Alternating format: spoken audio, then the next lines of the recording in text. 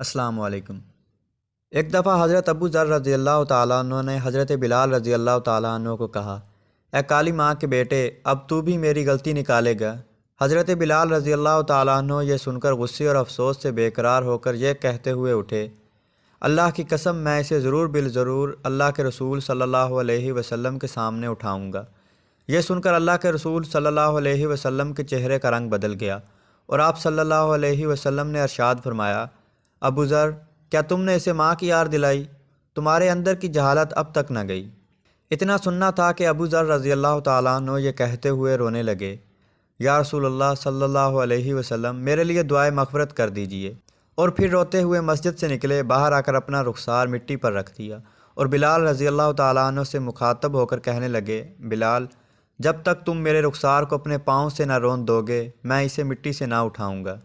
یقیناً تم معزز و محترم ہو اور میں ذلیل و خوار ہوں۔ یہ دیکھ کر بلال رضی اللہ تعالیٰ عنہ روتے ہوئے آئے اور ابو ذر رضی اللہ تعالیٰ عنہ کے قریب ہو کر ان کے رخسار کو چوم لیا اور بے ساختہ گویا ہوئے، اللہ پاک کی قسم، میں اس رخسار کو کیسے رون سکتا ہوں جس نے ایک بار بھی اللہ کو سجدہ کیا ہو۔ پھر دونوں کھڑے ہو کر گلے ملے اور بہت روئے۔ اور آج ہم ایک دوسرے کی ہزاروں بار دل آزاری کرتے ہیں، مگر کوئی یہ نہیں کہتا کہ بھائی معاف کریں یا بہن معذرت قبول کریں۔ یہ سچ ہے کہ ہم آئے دن لوگوں کے جذبات کو چھلنی کر دیتے ہیں، مگر ہم معذرت کے الفاظ تک زبان سے ادا نہیں کرتے، اور معاف کر دیجئے جیسا ایک عدد لفظ کہتے بھی ہمیں شرم آتی ہے۔ معافی مانگنا عمدہ ثقافت اور بہترین اخلاق ہے، جبکہ کئی لوگ سمجھتے ہیں کہ یہ خود کی بے عزتی ہے۔ ہم سب مسافر ہیں اور سامان سفر نہایت ہی کم ہے۔ ہم سب دنیا و آخرت میں اللہ سے معافی اور درگزر کا سوال کرتے ہیں۔